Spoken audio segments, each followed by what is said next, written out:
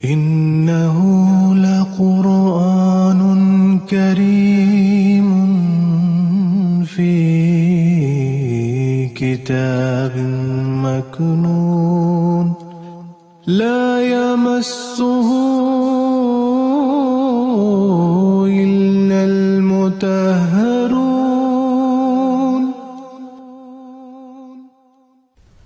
আউযু বিল্লাহ আউযু বিল্লাহি মিনাশ শাইতানির রাজিম। বিসমিল্লাহির রহমানির রহিম। নাজরিনে কারাম, প্রিয় দর্শক, আসসালামু আলাইকুম ওয়া রাহমাতুল্লাহি ওয়া বারাকাতুহু। নাজরিন, প্রিয় দর্শক, আহমদিয়া মুসলিম জামাতের পবিত্র প্রতিষ্ঠাতা হযরত আকদাস মসিহ মাউদ আলাইহিস সালাতু ওয়াস সালাম এর প্রতিশ্রুত পুত্র সৈয়দনা হযরত মির্জা বশিরউদ্দিন মাহমুদ আহমদ সাহেব আল মুসলিহ মাউদ খলিফাতুল মসিহ সানি রাদিয়াল্লাহু তাআলা আনহু এর তাফসীরে কবীরের দরস এর সিরিজের ধারাবাহিকতায় আজ আমরা আপনাদের সামনে উপস্থিত হয়েছি। প্রিয় দর্শক, খাকসারার সাথে মোহতরম মাওলানা জাইনুদ্দিন সাহেব এই প্রোগ্রামে আলোচনায় যোগ দিবেন, আমি তাকে স্বাগত জানাচ্ছি।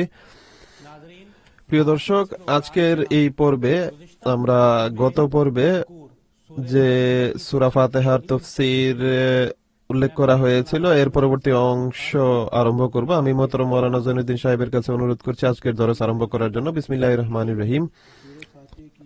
সূরা ফাতিহার পরবর্তী আয়াত হলো ইহদিনাস সিরাতাল মুস্তাকিম, আমাদেরকে সোজা সরল পথে চালাও। এই আয়াতের তাফসীরে হযরত খলিফাতুল মসিহ সানি রাদিয়াল্লাহু তাআলা আনহু বলছেন যে এই আয়াতে এত উঁচু মানের এবং পরিপূর্ণ দোয়া শেখানো হয়েছে যার দৃষ্টান্ত পাওয়া যায় না। এ দোয়া কোনো বিশেষ বিষয় সম্পর্কে নয়, বরং প্রত্যেক ছোট বড় প্রয়োজন সম্পর্কে এবং ধর্মীয় ও পার্থিব প্রত্যেক কাজ সম্পর্কে দোয়া থেকে উপকার লাভ করা সম্ভব।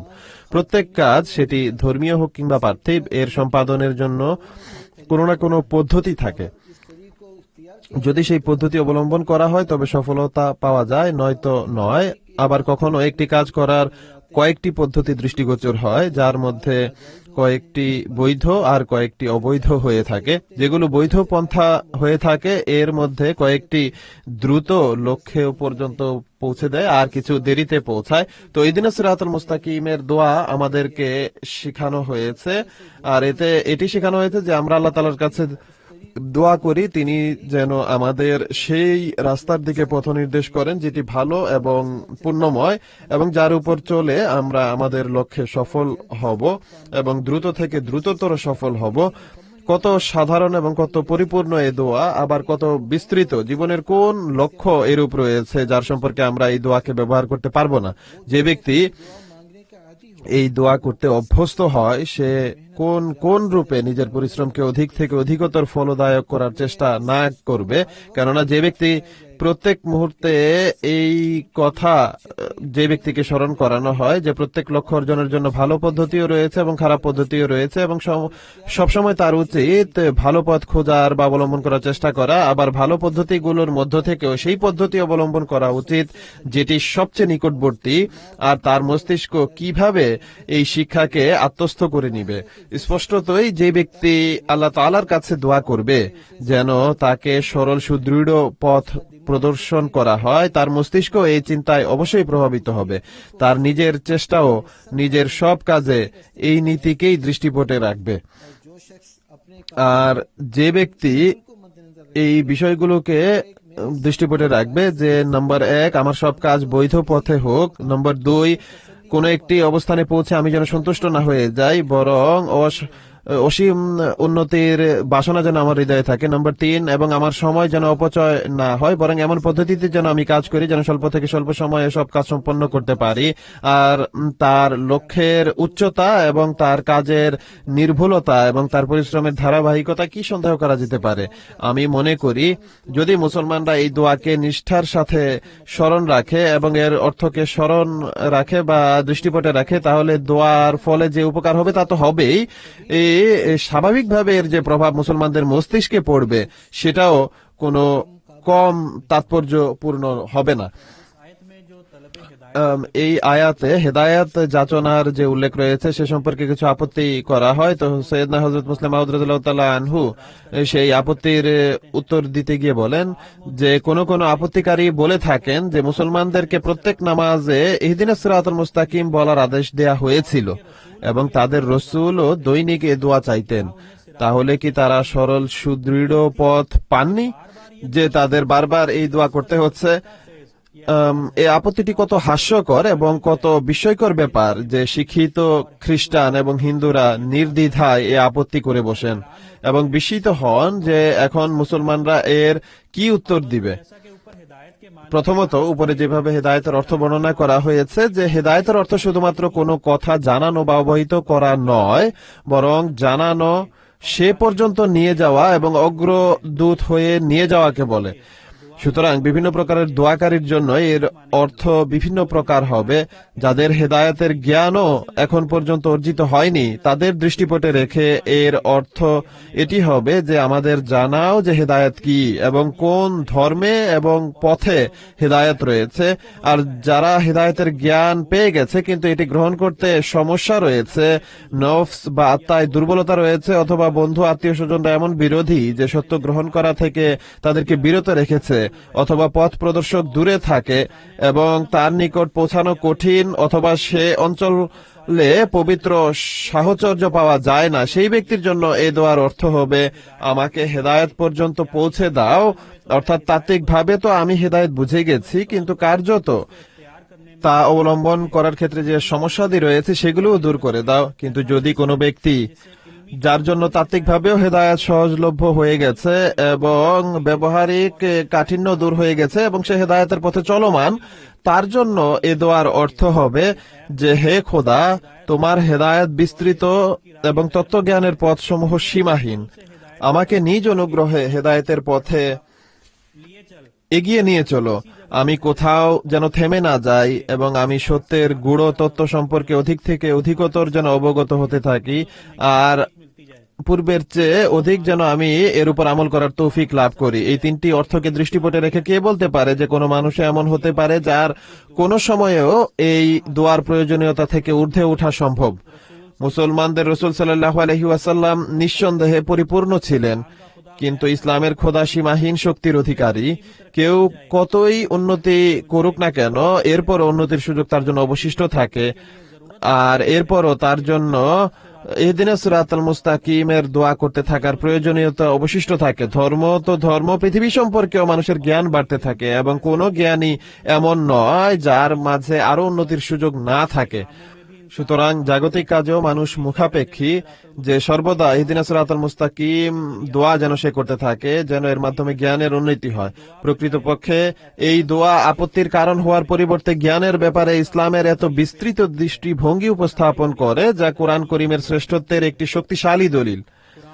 কোরআন অতীতের ধর্মগুলোর উপস্থিতিতে এসেছে এবং তাদের রহিত করে একটি নতুন ধর্ম এবং পরিপূর্ণ ধর্ম প্রতিষ্ঠার দাবি করেছে, কিন্তু তা সত্ত্বেও সে অন্য ধর্মগুলোর মতো এই কথা বলেনি যে তার যুগে জ্ঞান শেষ হয়ে গেছে, বরং এটি বলেছে যে তার মাধ্যমে জ্ঞানের বিকাশ সর্বদা বৃদ্ধি পেতে থাকবে।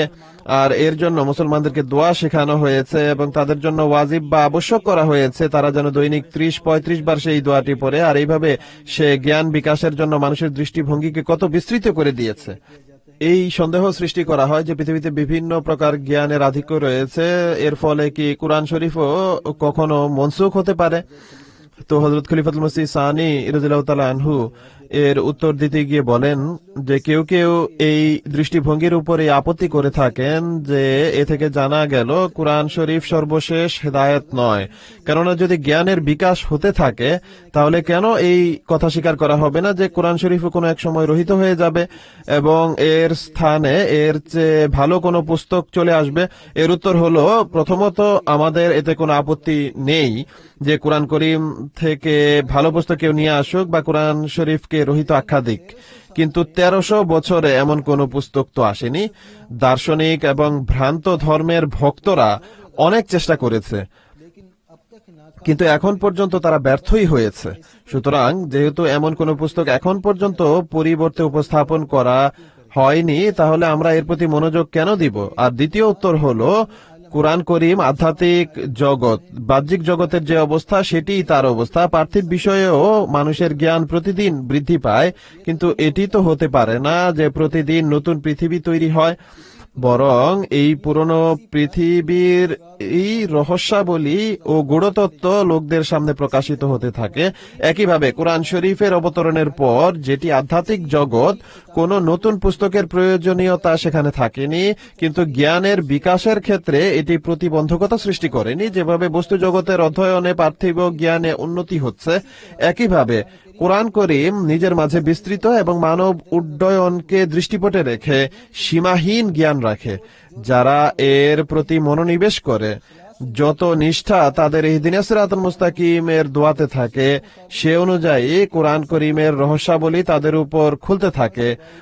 সুতরাং কোরআন শরীফ শেষ পুস্তক হওয়া সত্ত্বেও জ্ঞানের বিকাশ কমেনি, বরং পূর্বের চেয়েও এর বিকাশের গতি বেড়েছে। কুরআন শরীফের সুস্পষ্ট আয়াতসমূহ দ্বারা এই অর্থগুলোর সত্যায়ন হয়। বলা হয়েছে, ওয়াল্লাযীনা ইহতাদাউ যাদাহুম হুদা, যারা হেদায়েত পায় তাদের আল্লাহ তাআলা আরো হেদায়েত দেন।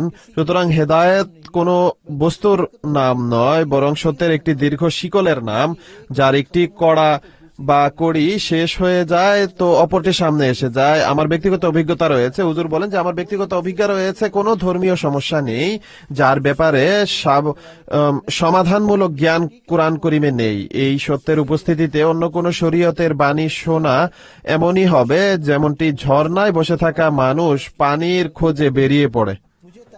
আমি বিস্মিত হই সেসব লোকদের উপর যারা ইহদিনাস সিরাতাল মুস্তাকিম দোয়া চায় প্রতিদিন, আবার মনে করে যে যা কিছু পূর্বের তাফসীর কারকগণ লিখে গেছেন এর চেয়ে বেশি কিছু লেখা অবৈধ। তাদের বর্ণিত জ্ঞান ব্যতীত কোরআন শরীফে আর কোনো জ্ঞান নেই। যদি এই কথা সত্য হয়, তাহলে তারা ইহদিনাস সিরাতাল মুস্তাকিমের দোয়া কেন করেন? তাদের বিশ্বাস অনুযায়ী তো তাদেরকে দেওয়ার মতো কিছুই আল্লাহ তাআলার কাছে নেই। তাদের উচিত পুরনো তফসিরগুলো কিনে অথবা অন্য কারো কাছ থেকে চেয়ে তা পড়ে নেওয়া এবং এই দোয়াতে সময় নষ্ট না করা। এরপর সৈয়দনা হযরত মুসলিম মাউদ রাদিয়াল্লাহু তাআলা আনহু ইহদিনাস সিরাতাল মুস্তাকিম এর মাঝে যে দ্বীন এবং দুনিয়ার যে সকল বিষয় সম্পর্কে দোয়া রয়েছে এই সম্পর্কে ব্যাখ্যা করছেন। তিনি বলেন যে এই দোয়া এত পরিপূর্ণ যে পার্থিব ও ধর্মীয় প্রত্যেক বিষয়ে মানুষ এ থেকে উপকার লাভ করতে পারে, আর হেদায়েত প্রত্যাশী সে যে ধর্মেরই অনুসারী হোক না কেন এ থেকে উপকার লাভ করার ক্ষেত্রে আপত্তি করতে পারবে না। ইহদিনাস সিরাতাল মুস্তাকিমের মাঝে শুধু সরল এবং ত্রুটিহীন পথ দেখানোর প্রার্থনা করা হয়েছে। কোন ধর্মের নাম নেই, কোনো বিশেষ পথেরও উল্লেখ নেই, কোনো সুনির্দিষ্ট মূলের দিকে ইঙ্গিত নেই। শুধুমাত্র সত্য এবং নিষ্কলুষ এবং বিশুদ্ধ সত্যের আবেদন করা হয়েছে, যেটি প্রত্যেক ব্যক্তি নিজের বিশ্বাস এবং মতবাদকে ক্ষতিগ্রস্ত করা ছাড়াই পুনরাবৃত্তি করতে পারবে। একজন খ্রিস্টান, একজন ইহুদি, একজন হিন্দু, একজন জরতুস্ট, একজন বৌদ্ধ, একজন নাস্তিকও এই শব্দগুলোর উপর আপত্তি করতে পারে না। নাস্তিক আল্লাহ তাআলাকে মানে না, কিন্তু সে এভাবে বলতে পারে যে যদি কোনো খোদা থাকে তবে আমি তাকে বলছি আমাকে সরল সুদৃঢ় পথ দেখাও। সুতরাং এই দোয়াটি পরিপূর্ণ, অক্ষতিকর এবং সাধারণ। প্রত্যেক ব্যক্তি সর্বাবস্থায় এর মুখাপেক্ষী এবং এর চাওয়ার ক্ষেত্রে সে কোনো আপত্তি করতে পারে না। আমার অভিজ্ঞতা হলো যে বিধর্মী ব্যক্তিরা আমার কথা মতো এই দোয়া করেছেন, আল্লাহ তাআলা তাদের উপর ইসলামের সত্যতা প্রকাশ করে দিয়েছেন, এবং আমি অভিজ্ঞতার ভিত্তিতে বিশ্বাস রাখি যে কেউ খাঁটি মনে ও অন্তরের অন্তঃস্থল থেকে দোয়া করবে তার হেদায়েতের জন্য কোনো উপকরণ অবশ্যই আল্লাহ তাআলার পক্ষ থেকে সৃষ্টি করা হবে। এটি সম্ভব নয় যে এই পৃথিবীর একজন স্রষ্টা রয়েছে এবং হেদায়েত প্রত্যাশী তার দ্বার থেকে হতাশ ফিরে আসবে। এর পরবর্তী আয়াত হলো সিরাতাল্লাযীনা আনআমতা আলাইহিম গায়রিল মাগদুবি আলাইহিম ওয়ালাদ-দাল্লিন। এর অনুবাদ হলো তাদের পথে যাদেরকে তুমি পুরস্কার দিয়েছো, যারা তোমার ক্রোধভাজনও হয়নি এবং যারা পথভ্রষ্ট হয়নি। এই আয়াতের তফসিরে হযরত খলিফাতুল মসিহ সানি রাদিয়াল্লাহু তাআলা আনহু তাফসীরে কবীরে বলেন যে যখন সরল সুদৃঢ় পথ দেখানোর দোয়া শেখানো হয়েছে, তখন এতে এই বিষয়টিকে অন্তর্ভুক্ত করা হয়েছে যে সেই পথ তাদের হোক যাদের তুমি পুরস্কৃত করেছে, অর্থাৎ সাধারণ রাস্তা নয় বরং উচ্চ এবং উন্নত রূহ বা আত্মাদের রাস্তা হোক। এটি কত অসাধারণ লক্ষ্য যেটি প্রত্যেক মুসলমানের সামনে ইসলাম প্রথম সূরাতেই রেখেছে। তাকে পুণ্যকর্মে এবং ভালো বিষয়ে শুধু পুণ্যময় সংকল্প রাখা উচিত নয়, বরং পুরস্কার বিজয়ীদের দলে অন্তর্ভুক্ত হওয়ার সংকল্প থাকা উচিত। আল্লাহ তাআলার প্রেমিক কখনো ছোট পর্যায়ে সন্তুষ্ট হতে পারে না। আল্লাহ তাআলার ভালোবাসা মানুষের হৃদয়ে এমন বিস্তৃতি সৃষ্টি করে দেয় যে সে সাধারণ উন্নতিতে সন্তুষ্ট হয় না, সে আনন্দিত হতেই পারে না, কেননা আল্লাহ তাআলার সন্ধানের পর কোন বস্তু রয়েছে যা তাকে আনন্দিত করতে পারে। যে আল্লাহ তাআলার সন্ধানী হয়েছে সে সমস্ত উন্নতির আকাঙ্ক্ষী হয়েছে, আর যে আল্লাহ তাআলাকে বুঝেছে সে কোন উন্নতিকে শেষ উন্নতি মনে করতে পারে না। কিন্তু মুমিনের জন্য আরো আনন্দের বিষয় হলো এই আকাঙ্ক্ষা শুধু তার হৃদয় থেকে সৃষ্টি হয়নি বা হয় না, তার প্রভুও তাকে এই শিক্ষাই প্রদান করেন যে ছোট নিম্ন শ্রেণীতে সন্তুষ্ট হয়ে যেও না। আমার কাছ থেকে পুণ্য চাও, কিন্তু সাধারণ পুণ্য নয়, বরং সেই পুণ্য যা তাদের অর্জিত ছিল যারা পুণ্যের দৌড়ে পুরস্কার অর্জন করেছিলেন, এবং কোনো এক যুগের পুরস্কারই নয়, বরং সব পুরস্কার প্রাপ্তদের পুরস্কার আমার কাছে চাও। অভিধান সম্পর্কে আমি উপরে বলে এসেছি যে ইনাম বা পুরস্কারের কোনো বিশেষ অর্থ নেই, বরং প্রত্যেক বস্তু যা সন্তুষ্টি প্রকাশের জন্য পুরস্কার স্বরূপ কাউকে দেয়া হয় সেটাই ইনাম, সেটি ধর্মীয় হোক বা পার্থিব। পবিত্র কোরআনেও এই শব্দ এমনই বিস্তৃত অর্থে ব্যবহৃত হয়েছে। সূরা বনী ইসরাঈলে আল্লাহ তাআলা বলেন, ওয়াইজা আনআমনা আলাল ইনসানে আ'রাযা ওয়া নাআ বিজানিবিহি, অর্থাৎ যখন আমরা মানুষকে পুরস্কৃত করি তখন সে মুখ ফিরিয়ে নেয় এবং একদিকে হয়ে যায়। অর্থাৎ পুরস্কারের কারণে কৃতজ্ঞ হওয়ার পরিবর্তে আমাদের দিক থেকে সে উদাসীন বা অসতর্ক হয়ে যায়। এ আয়াত থেকে স্পষ্ট যে ইনামের অর্থ পার্থিব উপকরণ, জ্ঞান, শিল্প, পার্থিব সম্মান ইত্যাদিও হয়ে থাকে, কেননা এই সব বস্তুই যা একটি অনুগ্রহের রূপও রাখে, এবং অনেক লোক এসব অনুগ্রহের পর আল্লাহ তাআলার দিকে মনোযোগ দেওয়ার পরিবর্তে আল্লাহ তাআলাকে ভুলে যায়। দুঃখ কষ্ট থেকে বাঁচানোর নামও পবিত্র কোরআনে নিয়ামত হিসেবে এসেছে। অতএব বলা হয়েছে, ইয়া আইয়ুহাল্লাযীনা আমানুযকুরু নি'মাতাল্লাহি আলাইকুম ইয হাম্মা কাউমুন আইয়াবসুতু ইলাইকুম আইদিয়াকুম ফাকাফফা আইদিয়াহুম আনকুম ওয়াত্তাকুল্লাহা ওয়া আলাল্লাহি ফালইয়াতাওয়াক্কালিল মুমিনুন। অর্থাৎ হে মুমিনরা, আল্লাহ তাআলার নিয়ামতকে স্মরণ করো যখন একটি জাতি অসৎ উদ্দেশ্যে তোমাদের দিকে হাত বাড়ানোর পরিকল্পনা করেছিল, তখন আমরা তাদের হাতকে তোমাদের পর্যন্ত পৌঁছানো থেকে ঠেকিয়ে রেখেছি, এবং আল্লাহ তাআলার তাকওয়া অবলম্বন করে, এবং মুমিনদের উচিত যেন আল্লাহ তাআলার উপরই তারা ভরসা বা তাওয়াক্কুল করে। এই আয়াতে শত্রুদের আক্রমণ থেকে নিরাপদ রাখার নাম নিয়ামত রাখা হয়েছে।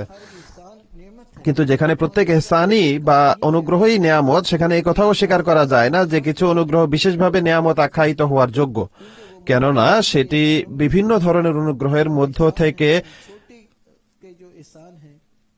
শীর্ষস্থানীয় অনুগ্রহ হয়ে থাকে।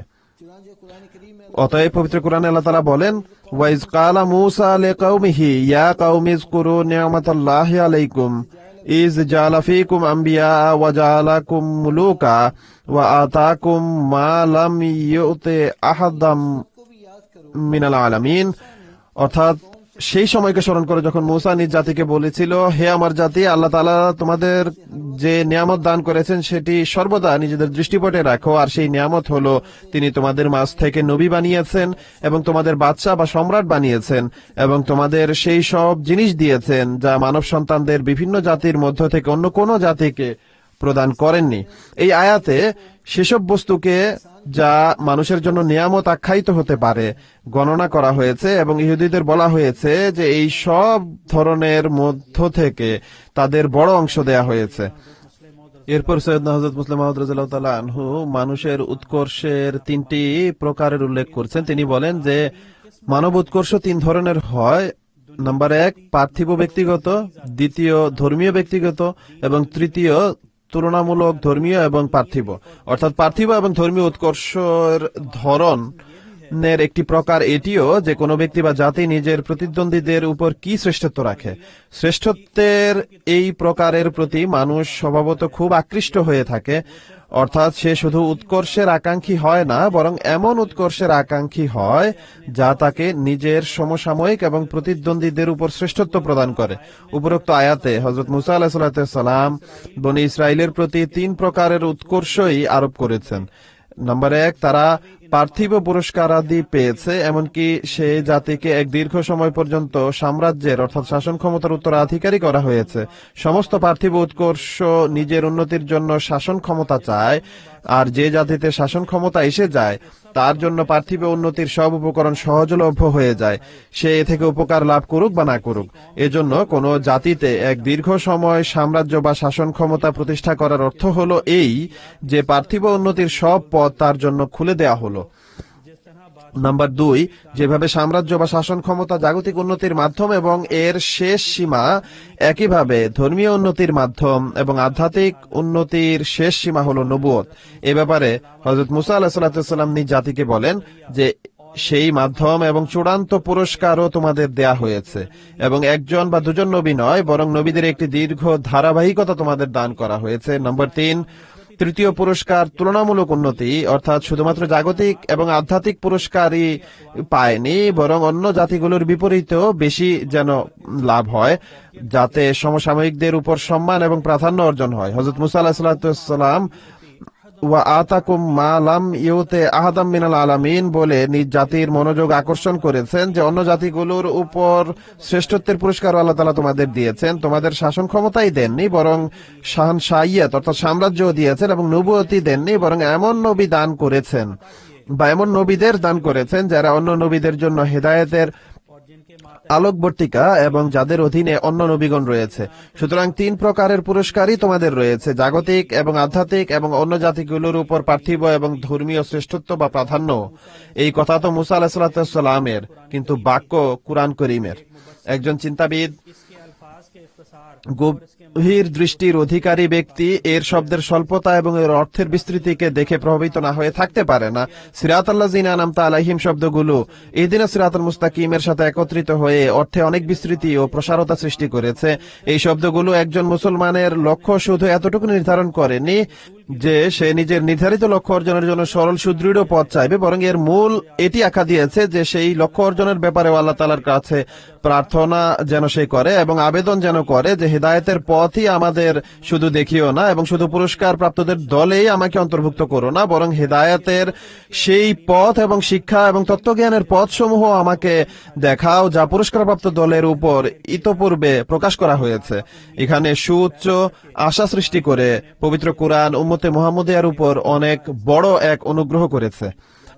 এই দোয়ার ফলশ্রুতিতে মুসলমানদের জন্য সকল প্রকার ব্যক্তিগত উন্নতির পথও খোলা হয়েছে। তো হুজুর এরপর বলেন যে যদিও এই শিক্ষার উপস্থিতিতে এই বিষয় প্রমাণের জন্য যে মুসলমানদের জন্য ব্যক্তিগত উন্নতির সব পথ খোলা রয়েছে কোনো প্রমাণের প্রয়োজন ছিল না, কিন্তু যেহেতু মুসলমানদের মধ্যে সাধারণভাবে হতাশা জন্মে গেছে, আমরা কুরআন করিম থেকে দেখি যে এই হেদায়েত প্রার্থনার অর্থ পবিত্র কুরআনে কি করা হয়েছে এবং এই দোয়া কবুল করার কোনো প্রতিশ্রুতি দেয়া হয়েছে কিনা।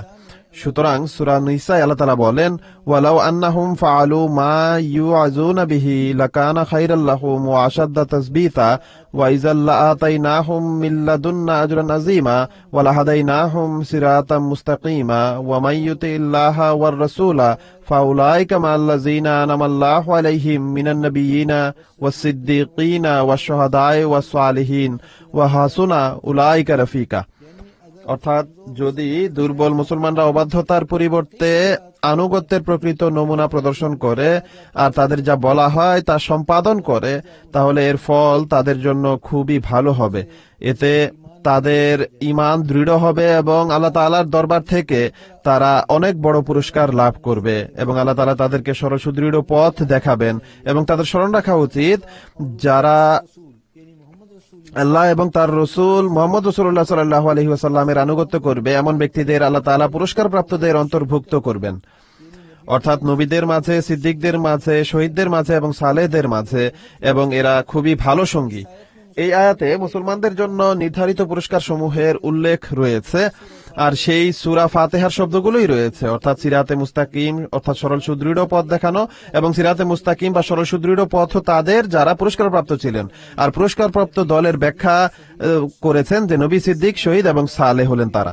এ থেকে বোঝা গেল যে উম্মতে মুহাম্মদিয়াকে সূরা ফাতিহায় যেসব উচ্চ পুরস্কার প্রার্থনা করার নির্দেশ দেয়া হয়েছে, আধ্যাত্মিক দিক থেকে এর অর্থ সুউচ্চ আধ্যাত্মিক মর্যাদা, এবং আল্লাহ তাআলা বলেন এই সব কিছু মুসলমানরা লাভ করবে। কিছু লোক এই স্থানে আপত্তি করে যে সূরা নিসার আয়াতে মাআল্লাযিনা আনামাল্লাহু আলাইহিম রয়েছে, অর্থাৎ পুরস্কার প্রাপ্তদের সাথে থাকবে তারা, তাদের অন্তর্ভুক্ত হবে না। এই আপত্তির দুর্বলতা নিজে থেকে স্পষ্ট হয়ে যায়। যদি মা শব্দটি নবীগণের সাথে হতো তাহলে বলা যেত যে উম্মতে মুহাম্মদিয়ায় নবী হবে না, তবে এমন ব্যক্তি হবেন যারা নবীদের সাথে থাকবেন। কিন্তু পবিত্র কোরআনে মা শব্দটি আনামাল্লাহু আলাইহিম এর সাথে রাখা হয়েছে। সুতরাং যদি মা শব্দটির এই অর্থ করা হয় যে যে শব্দের সাথে শব্দটি আসবে সে মর্যাদা মুসলমানরা পাবে না, বরং সে মর্যাদার সঙ্গ পাবে, তাহলে এই আয়াতের এই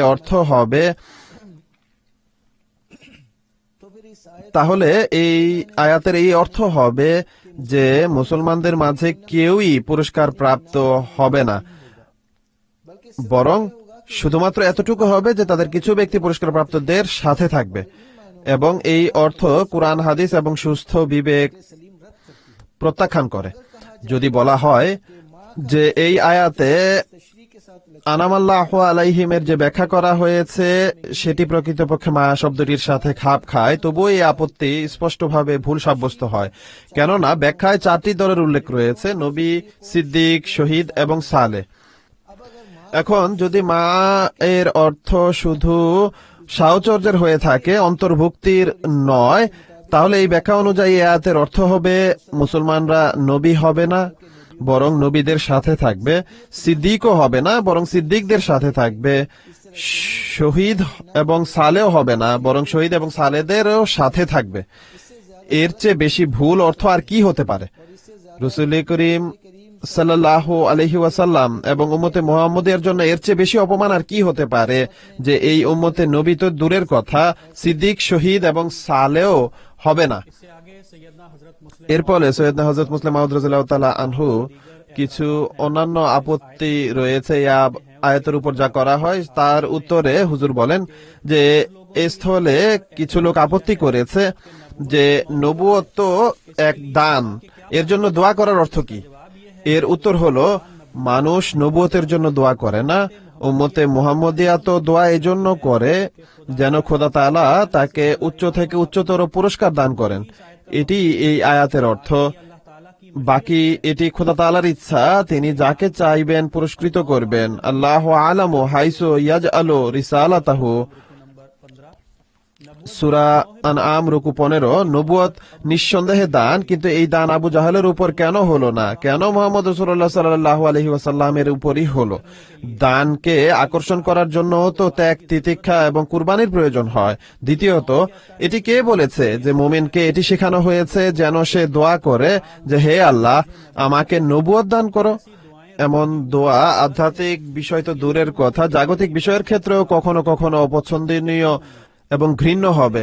কোন কাঠুরে এ দোয়া করা যদি আরম্ভ করে যে হে আল্লাহ আমাকে কলেজের প্রিন্সিপাল বানিয়ে দাও, অথবা কোনো পঙ্গু যদি এ দোয়া করে যে হে আল্লাহ আমাকে সেনাবাহিনীর প্রধান বানিয়ে দাও, তাহলে এমন দোয়া অনর্থক এবং অসার হবে। দোয়া কবুলিয়ত বা গ্রহণযোগ্যতার পরিস্থিতি এবং ঐশী পরিকল্পনার অধীনে হয়। সুতরাং মুমিনের জন্য এটি সঠিক নয় যে সে আধ্যাত্মিক মর্যাদার নাম উল্লেখ করে দোয়া করবে। নবুয়ত দূরে থাকুক, যদি কেউ এই দোয়া করে যে হে আল্লাহ আমাকে সিদ্দিক বানিয়ে দাও, আমাকে কুতুব বানিয়ে দাও, আমাকে শহীদ বানিয়ে দাও, তাহলে এই দোয়াও অপছন্দনীয়ই হবে। এজন্যই আল্লাহ তাআলা ইহদিনা বলার মাধ্যমে এই দোয়া শিখিয়েছেন যে ইহদিনী শব্দ রাখেননি, কেননা বহু বচনে জাতীয় উন্নতির প্রতি ইঙ্গিত রয়েছে। খোদা তাআলা জাতির মধ্য থেকে যাকে যে নৈকট্যের মর্যাদার জন্য নির্ধারিত করা যায় তাকে সেজন্য নির্বাচিত করেন। অতঃপর এটিও স্মরণ রাখা উচিত যে এই দোয়া পুরস্কার লাভের দোয়া। অতএব নবুয়ত যেখানে দান বা পুরস্কার, তাহলে যদি এই দোয়াকে নবুয়ত লাভের দোয়া আখ্যা দেয়া হয় তবে এর উপর কি আপত্তি করা যেতে পারে? সারাংশ হলো, এই দোয়াতে সব ধরনের পুরস্কার চাওয়ার দোয়া শেখানো হয়েছে, আর সকল কাজে সঠিক পথ প্রদর্শনের দোয়া শেখানো হয়েছে। পবিত্র কোরআন বলে যে সেই সমস্ত পুরস্কার মুসলমানরা পাবে এবং এর মধ্যে সে স্বয়ং নবুয়তকে অন্তর্ভুক্ত করে। সুতরাং এই পুরস্কারকে পৃথক রাখার কারো অধিকার নেই। প্রিয় দর্শক, এরই সাথে আমাদের আজকের এই প্রোগ্রামের সময় শেষ হচ্ছে। ইনশাআল্লাহ তাআলা পরবর্তী পর্ব নিয়ে আমরা এর পরবর্তী তফসির এবং কোরআন শরীফের অন্যান্য আয়াতের তফসির এর সাথে আপনাদের সামনে উপস্থিত হব। ততক্ষণ পর্যন্ত বিদায় নিচ্ছি। আসসালামু আলাইকুম ওয়া রাহমাতুল্লাহি ওয়া বারাকাতুহু।